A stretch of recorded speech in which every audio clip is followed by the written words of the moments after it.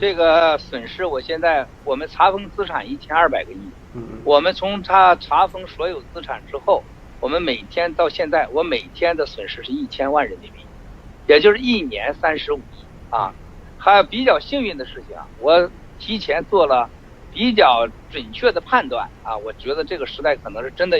会发生这样的事情。我们海外的基金啊，在这个3、2年里边给我赚了200多个亿啊，这个还是不错的啊。但是我要告诉你，这个办案夸张到什么程度？当时把这个编控几千个内部员工，我香港的律师啊，在大陆被编控6个月，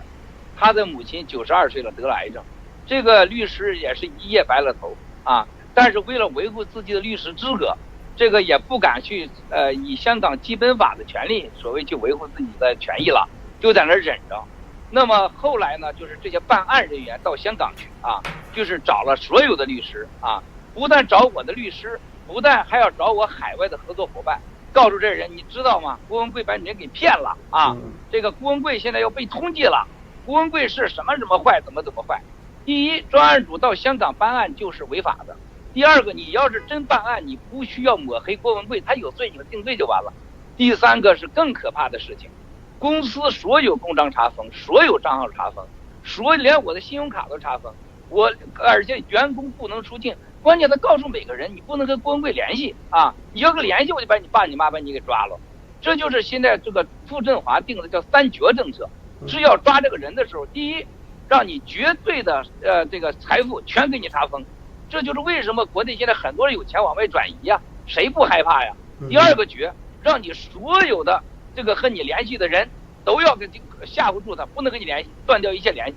第三个事情就是绝对毁坏掉你的名声，让你没有生存之地。最后你必须跪下来听他，让你干什么干什么啊！这个我这比较另外，因为他这3绝对我不灵。第一，我不在乎名声，我一直在妖魔后长大的。第二个，我钱查封我1200个亿，我海外资金比他大得多得多啊！你想想，他在查封我资金的时候啊，我们在香港我那个房子，多少年也被报道出来了，也是他们操作的啊。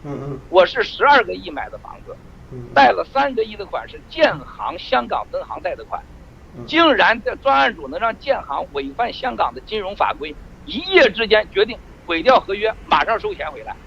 当我们还没问明白咋回事的时候，24个小时就派出了香港的叫什么清算组安永会计事务所收房来了。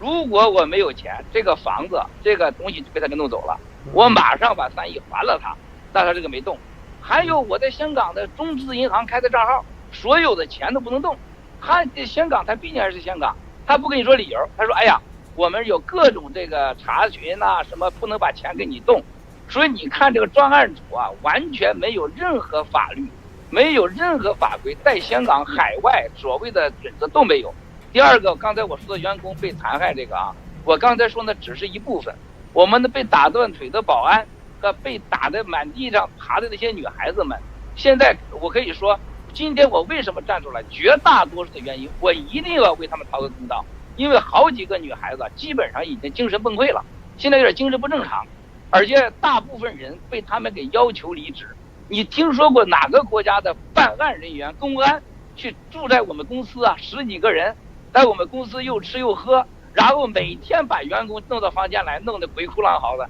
？2年来呀，你去想想，小平先生，你学法律的，这是哪国的法律？黑社会拍电影也不是这种拍法吧？2年来，经常10几个公安在你的公司里边，想叫谁叫谁，关到你屋里面，然后是把你弄得哭得一天一天的，整个大楼是哀嚎一片。你想想，这是办案吗？